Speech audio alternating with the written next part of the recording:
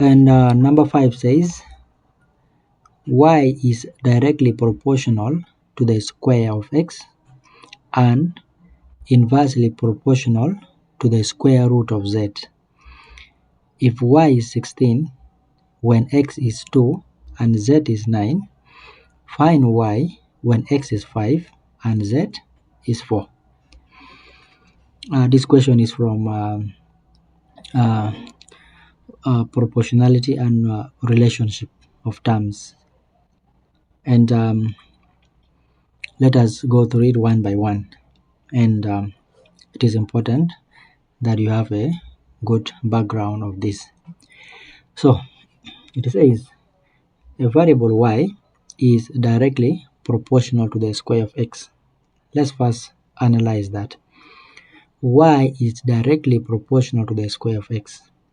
So to mathematically represent this, we shall say y is directly proportional to the square of x. The square of x is simply x squared. Okay, so y is directly proportional to x squared, or the square of x. This means that when x squared increases, y also increases.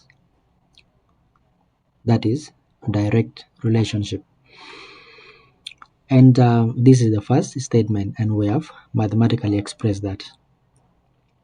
And again they have said, and the same y is inversely proportional to the square root of z.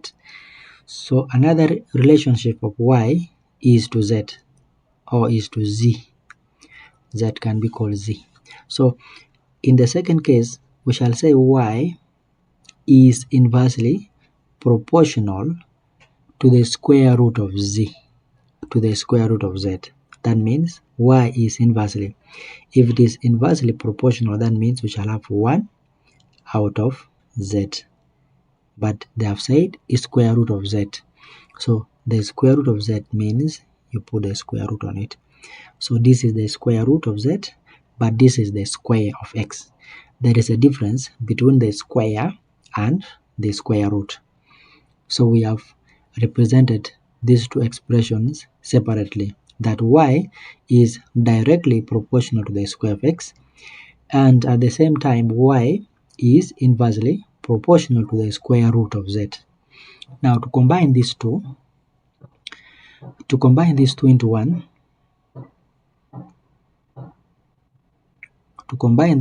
one, we can say, as the question stated, that y is directly proportional to x squared, and at the same time it is inversely proportional to the square root of z. This is the mathematical expression relating the variable y to x squared and the square root of z. Therefore, our y as a combined term is directly proportional to x squared and inversely proportional to the square root of z. This is the proportionality relationship between x squared and between y and x squared and the root of z.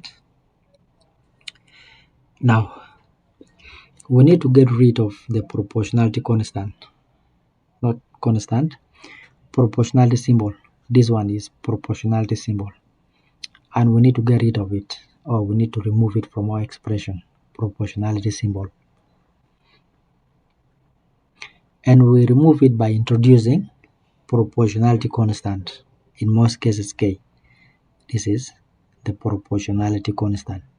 This is the constant of relationship, proportionality constant. So we remove the proportionality symbol and introduce proportionality constant. For now, the question is not important to be seen. Let's first focus on translating it from proportionality to mathematical expression.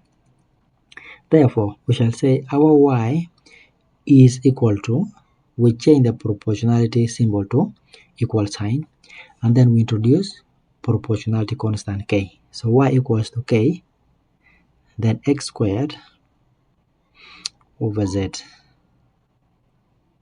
over root of z over the square root of z.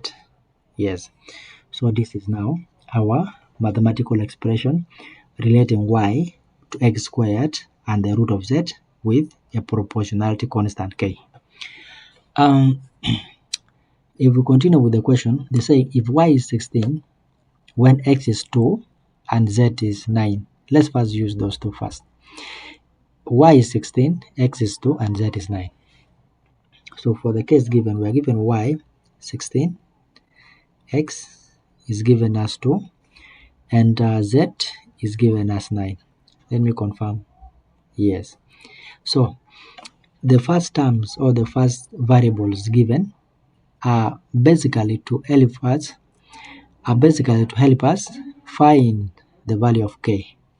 And therefore here we shall substitute our 16, which is y, substitute for where there is y, x and z, equals to our k is what we are looking for. K is not given. The constant, we must find it. And what is x? Our x is 2, but the formula says squared over the square root of z. Square root of z is 9. Therefore, our 16 becomes equal to 2 squared is 4, 4 times k. It gives us here 4k out of 3. Then we cross multiply, or we multiply both sides by 3. 16 times 3 is 48 equals to 4k. Then we say both sides by 4, both sides by 4. Therefore, our 12 becomes k. So our value of k is 12. After getting k as 12, then we modify the expression showing our constant of proportionality. Therefore, our y now becomes equal to 12, which is k, put in that position, x squared, which is a variable, out of z, out of root of z, for which z is also a variable. So all these are variables, but the constant relating all of them is the constant of proportionality k, which we have found to be 12. So this is now the overall expression relating these three different variables. Now, our question asks now, what is y when x is 5 and z is 4? So x is 5 and z is 4. What is y? So if x is 5 and z is 4, what will y be? Let me confirm.